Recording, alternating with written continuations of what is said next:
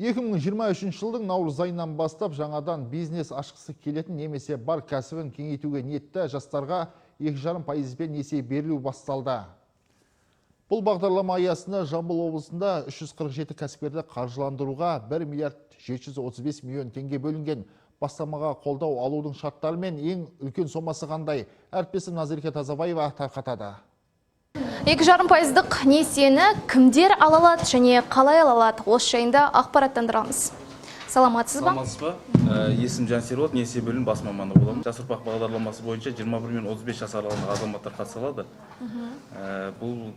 Бізде бұл кепіл қою арқылы несиелендіру. Несие тарихыңыз дұрыс болу керек. Яғни 180 күннен кешіктірулер болмау керек. 180 күннен асқан кешіктірулер болған жағдайда сіз несие ала алмайсыз. Аграрлық несие корпорациясы бағдарламаға өтінім құжаттарын қабылдайды. Әрі қарай ережеге сәйкес қаржыландыру мәселесін қарайтын конкурстық комиссияға 15 күн ішінде жіберіледі. Максималды сома 5 миллион теңгені құрайды. Номиналды сыйақы мөлшерлемесі жылдық 2,5%-дан аспайды. Несиенің максималды сомасы 5 миллион теңгеге дейін.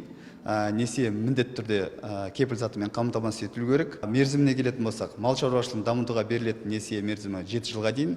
Басқа кәсіпкерлік мақсаттарға несие мерзімі 5 жылға дейін қарастырылған. Қазіргі таңда филиалға жалпы құны 1 миллиард теңгеден асатын 228 өтініш келіп түскен. Оның ішінде Әсел есімді ару да өз бағын сынап, құжаттарын өткізіпті. Бұл категорияға келетіндіктен, жасым 30-да болғандықтан сразу өтінім тапсырдым. Бизнес идеям бойынша мен қазіргі актуальный вопрос, самомойкалар қазір дамып жатыр ғой біздің облысымызда.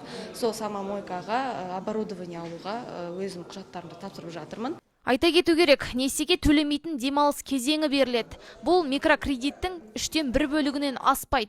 Несие 5 жылға, яғни 60 айға берілсе, жеңілдік кезеңі 20 айды құрайды. Назерке Тазабаева, Тілеуғабыл Саржан, Айқын ақпарат.